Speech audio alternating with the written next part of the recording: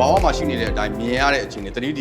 မြင်ရတဲ့အချိန်တွေမျိုးထိရောက်အောင်လို့ကျွန်တော်ကရေးယူရတာ။ရေးယူရတဲ့ခါကျတော့ဒီအခြေခံသဘောတရားတွေအခြေခံပကြီးရဲ့မြင်းချောင်းတွေသဘောတရားတွေသူ့ရဲ့အဝင်နေချင်းဝေချင်းသဘောတွေနောက် east လို့ခေါ်တဲ့ဒီအနားတွေမှာရှိနေတဲ့ရောပြပြသဘောတရားတွေဒါတွေကျွန်တော်တို့သိရပါမယ်နော်ဟုတ်အဲ့တော့ဒါကတော့အခြေခံပကြီးရဲ့အခြေခံအကြောင်းဆုံးအပိုင်းပေါ့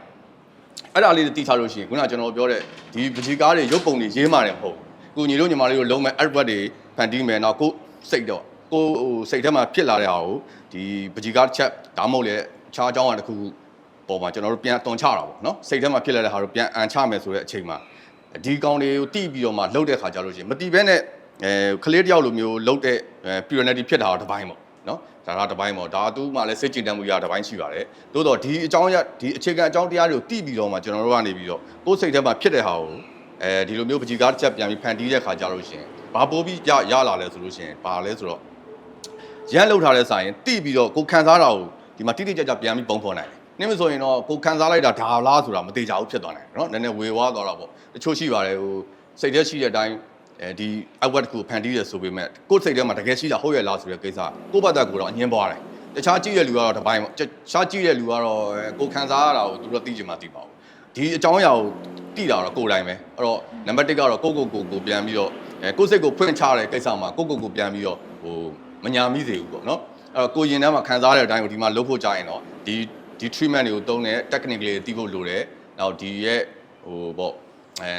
ကိုတုံးလိုက်မဲ့ဟိုမှာ dropping လုပ်မယ်ဆိုတော့ဘာကြောင့် drop လုပ်လိုက်တာလဲဒီ drop လုပ်ရတဲ့အကြောင်းရင်းကိုသိလာမယ်နောက်ဒီ medium တွေပေါ့ကျွန်တော်တို့သုံးမဲ့ medium တွေဥမာခဲတံပဲဖြစ်ဖြစ်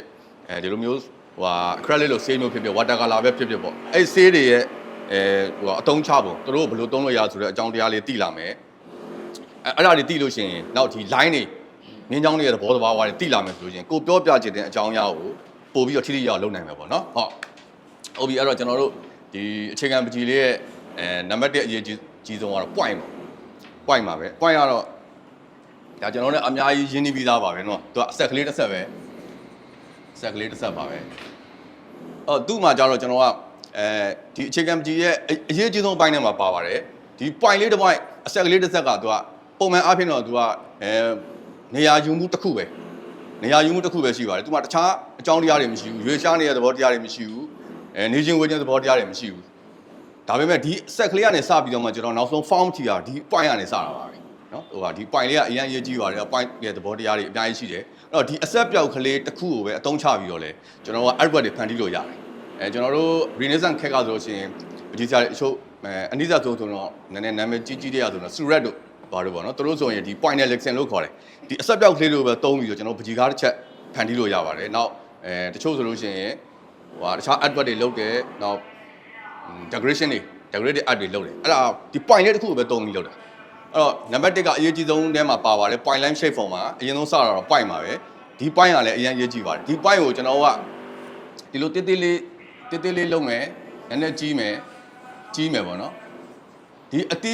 းအကြီးလေးပေါ်မှာမူတည်ပြီးတော့ကျွန်တော်တို့ကဘာတွေလုပ်လို့ရလဲဆို shape တွေဖန်တီးလို့ရတယ်ဥပမာကျွန်တော်တို့ရဲ့ဒီဟိုပါမျက်နှာလူမျက်နှာပဲဖြစ်ဖြစ်ပေါ့ဥပမာအရောက်တွေပစ္စည်းတွေဖြစ်တယ်ဥပမာဆေးဘူးလေးပဲဖြစ်ဖြစ်ကျွန်တော်သတိကံဖြစ်ဖြစ်နောက်ဒီ rectangle အဲ့လိုဒီဟိုပါပေါ့ကုပါတုံးတွေပဲဖြစ်ဖြစ်အလင်းအမှောင်တွေကစဒီ